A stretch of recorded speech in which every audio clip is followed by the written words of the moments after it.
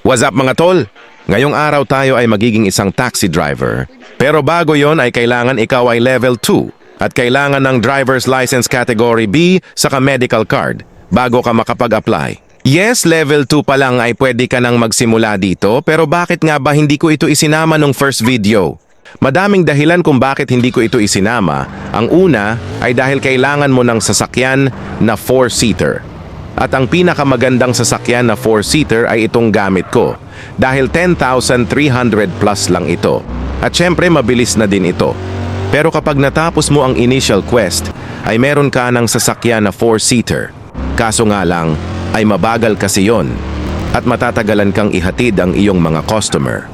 Pangalawa ay kailangan mong bumili ng taxi sign na nagkakahalaga ng $350.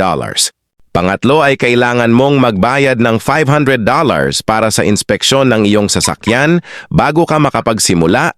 Kapag naman nakapasa ka na sa inspeksyon ay tumabi ka lang sa iyong sasakyan at pumunta sa inventory. Tapos ay click mo yung taxi sign tapos use. Tapos ikaw na bahala kung paano mo i-edit yung taxi sign.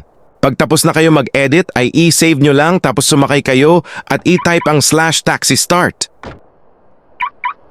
Tapos, ay ikaw na ang bahala kung ano ang pipiliin mo sa dalawa kung economy ba or comfort. Tapos ay i-accept nyo lang kapag meron ng nag-book. Ay click nyo lang ito para gumilid siya at hindi humarang sa screen nyo.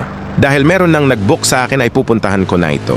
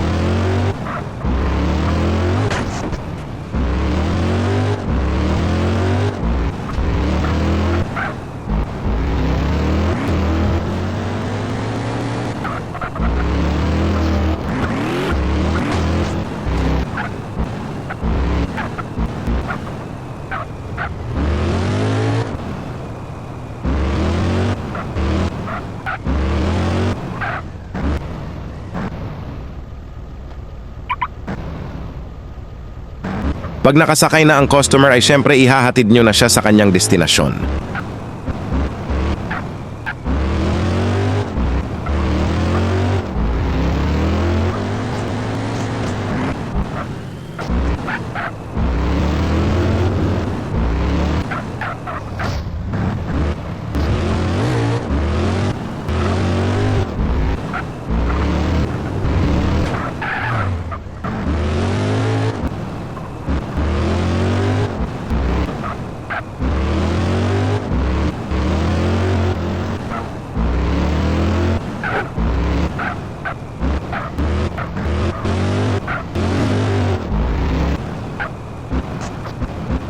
Pag nahatid nyo na siya ay pwede na kayong mag-accept ulit ng booking.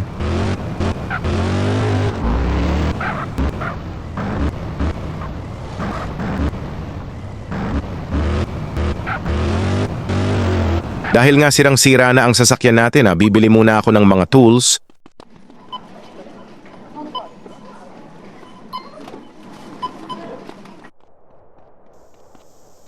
Mamaya ko na ito gagamitin kapag nahatid ko na ang customer na nag-book sa akin.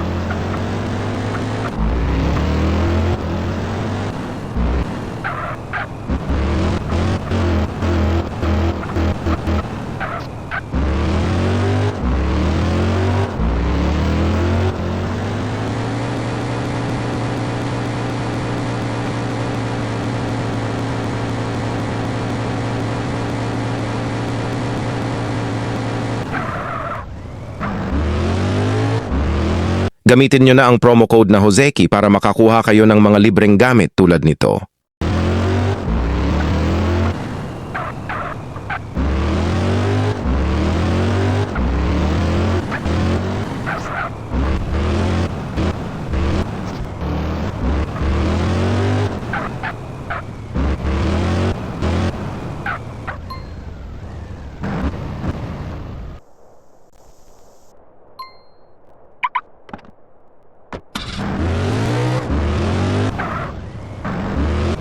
Hindi ko kinuha itong booking na ito dahil masyado siyang malayo.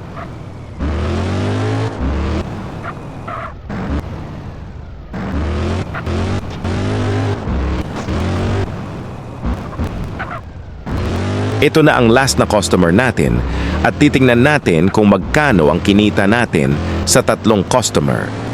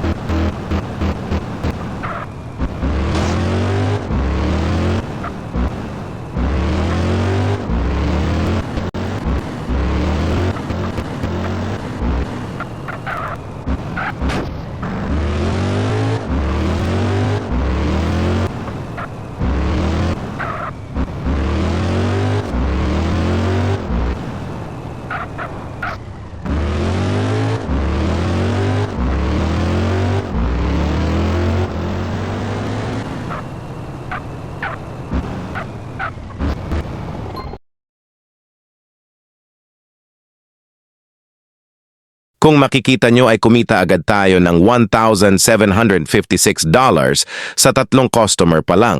At kapag tapos naman na kayo maging taxi driver, ay ganito lang gawin nyo para matanggal ang taxi sign sa kotse nyo.